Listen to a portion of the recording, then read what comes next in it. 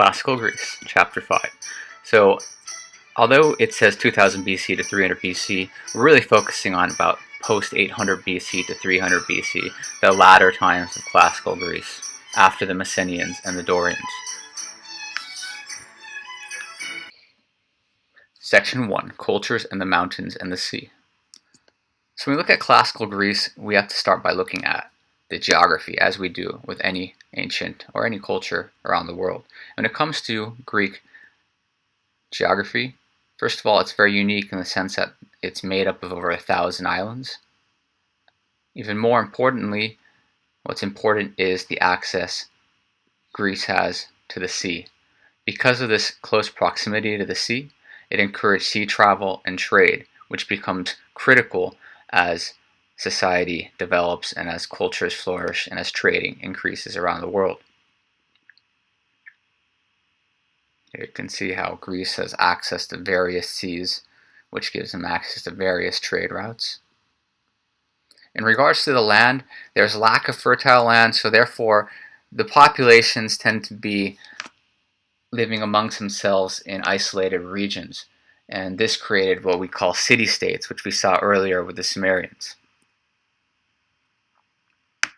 When it comes to the weather in ancient Greece, as well as Greece today, it's actually very optimal for people to live an outdoor life, and it helped people be able to work outside for long hours. There you can see beautiful Greece today.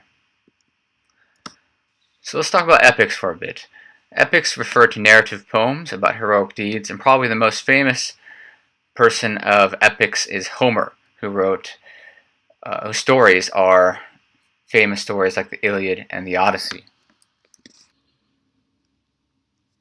Now, a very famous epic is Homer's Iliad, where he talks about the Trojan War.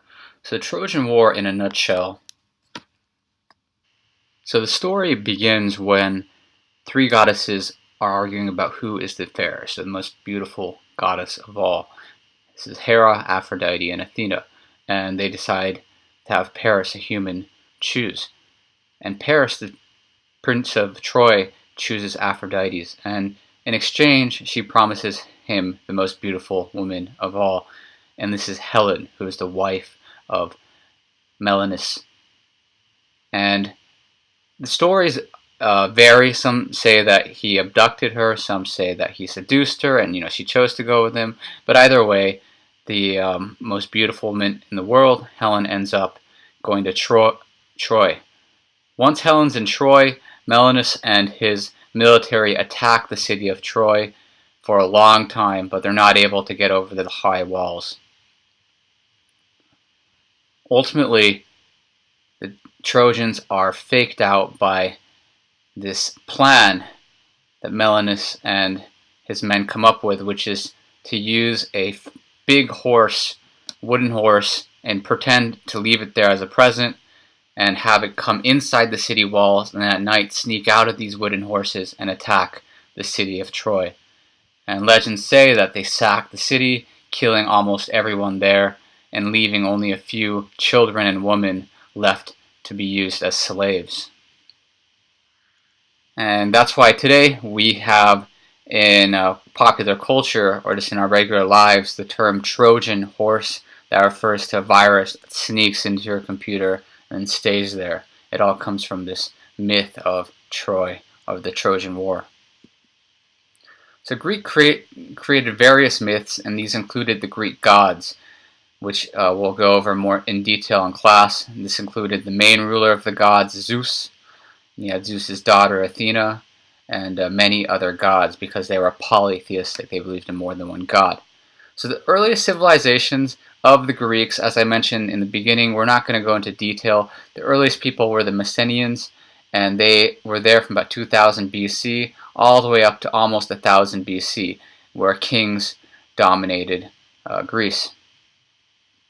Now, they were replaced by the Dorians, who were less advanced than the Mycenaeans and in fact left no written records, which is why we know very, very little about the Dorian civilization. So that's it for section 1. We'll move on to section 2, Warring City-States, next class. Here's a copyright disclaimer under Section 107 of the Copyright Act of 1976. Have an excellent day. Goodbye.